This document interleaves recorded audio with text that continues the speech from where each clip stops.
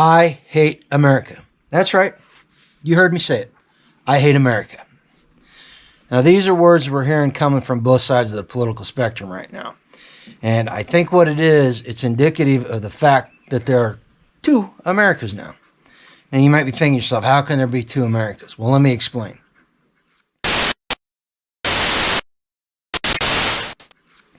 But before I do, I want to encourage you to go ahead and hit that subscribe button if you're on YouTube or Rumble, or if you're on Liberty Tree Fellowship, go ahead and think about becoming a member over there. That's where our content is. And we've got content with homesteading, prepping, things like this. Now, back to the subject at hand. So how can there be two Americas? Well, words have meanings, all right? And one word is nation and the other word is country. So a nation is defined as a group of people with a shared heritage, moral values, religious values, ideology, share a common language, things like that. That's what America is. And the America is one that's based on belief in the Constitution and the freedoms that it guarantees. It doesn't guarantee it, it enumerates them. And the ideas of the founding fathers. That's what America is. Now, a country is defined as a governmental entity that's brought together to govern a nation or nations. And there's the rub right now, is there are two nations. There are two Americas right now. Like I said, we've got the America, which is based on the belief in the Constitution and the ideas of the founding fathers. And then we've got a new America that's been coming around for the last 60, 80 years. And that's the Marxist America. While the true America is based on the ideas of freedom and individuality, the Marxist America is based on authoritarianism and collectivism. Now, if you're a patriot and conservative and you've said, I hate America, we need to rethink about what we're talking about. Because do you truly hate America? Do you truly hate the America that's based on the Constitution and the ideas of the founding fathers and individual liberties and freedoms? Or do you hate what some people are trying to turn America into, or the U.S. government? Because let's face it, folks, the U.S. government most of the time these days is almost antithetical to the way it's supposed to work.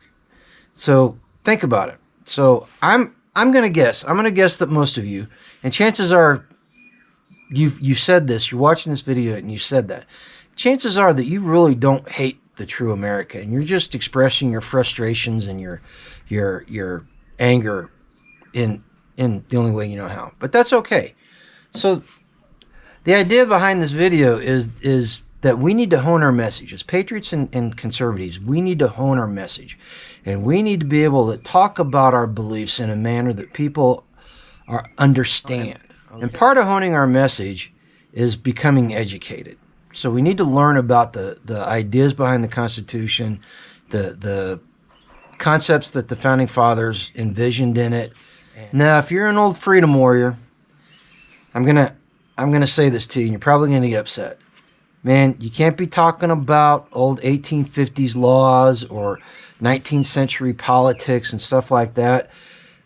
People don't care. It's like teaching trigonometry to third graders.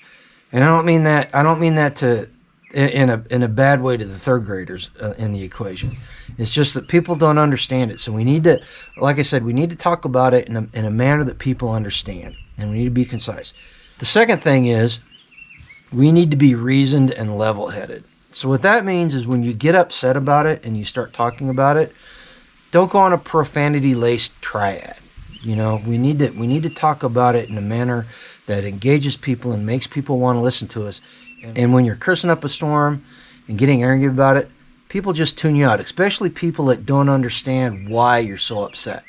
So the two Americas are based off of two different ideologies. Like I said before, one is based on the idea of freedom and individuality and responsibility, and the other one is based off of Marxism and humanism, which is all about authoritarianism, the state being able to tell you what to do, and collectivism, no individuality, and You don't have rights, you have privileges.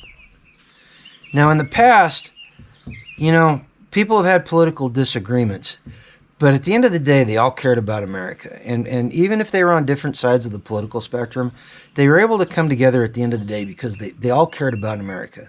Now, the Marxist America doesn't care about the ideas and the morality behind the true America. They want to change it.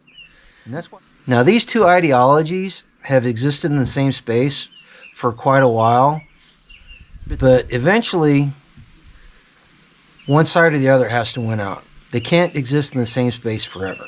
Something's got to give because the ideas behind the two Americas are 180 degrees opposite from each other.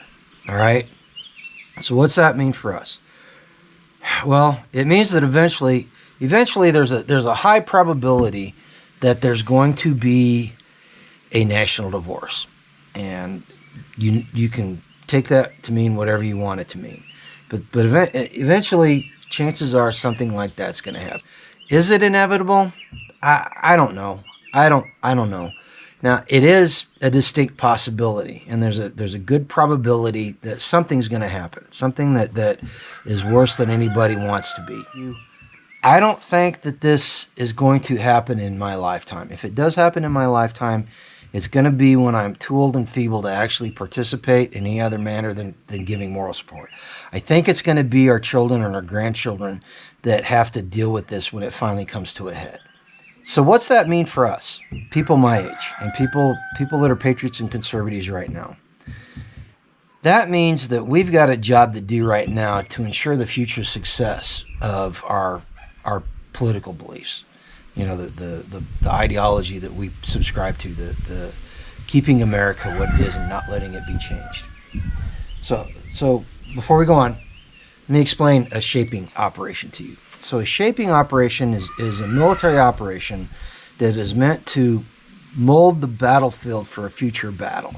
Now, these shaping operations aren't big climactic battles. They're small little one-off things with specific goals in mind. So what happens is you conduct these shaping operations, and one after another they mold the battlefield, and they help ensure success down the road. You're preparing the battlefield for a future battle, okay? So we've got a bunch of shaping operations that we need to do right now in order to ensure success down the road, okay? Now, what does that mean? What does that mean for us? So how do we do that? How do we mold the coming ideological battlefield, and maybe a real battlefield? How do we do that? How do we mold that? How do we shape it for future success? Number one, like I said, we become educated. We learn what the ideology is, and we learn what the founding fathers meant for it to be, and we hone our message, and we take it to people. We become evangelical about it, and we take it to people in a manner that they can understand and will accept. And we provide a vision of the future that's better than what the Marxists can promise them. Number two, we build community. In the here and now, community provides us with a support structure where we can make these hard decisions that got to be made to ensure our freedoms, and we can share our experiences with each other, and together we can overcome more obstacles than individually. Now, this community may come in different forms. It may come in the idea of an intentional community, like what we're building here in the area that Grumpy Acres is, or it may come in the form of a support mag that preppers put together. It could come in the form of a commune, a kibbutz, whatever you want to call it.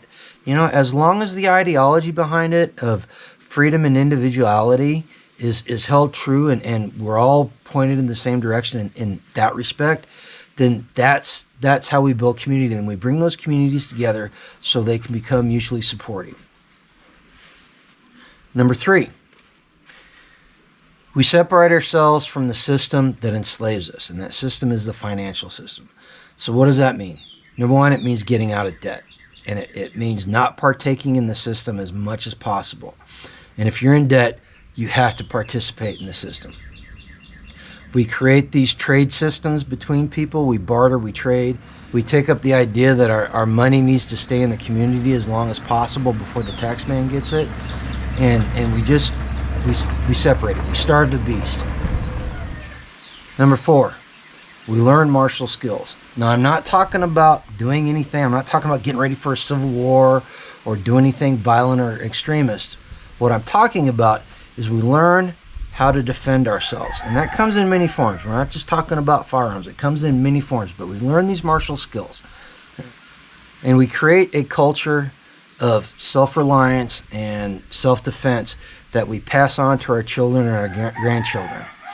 And we create communities that are able to defend themselves in any case. Because quite honestly, if I believe what I say I believe, then I think it's going to become more and more important that this takes place, that we do this, and we pass these ideas on to our kids and our grandkids, and we do it in a manner so that they're able to equate the ability to defend themselves with the ability to protect themselves from a tyrannical government. And they have to be able to take the ideas behind the Constitution and the idea of self-defense and bring them together. Well, that's it for the video. Thanks for listening to what I got to say. Like I said before, think about hitting that subscribe button on Rumble and YouTube, or joining the membership over at Liberty Tree Fellowship. Hit that notification bell so you know when we put more videos out. Most importantly, I want you to go out there and live a life done free. Take care. Thanks, Milo. Take care.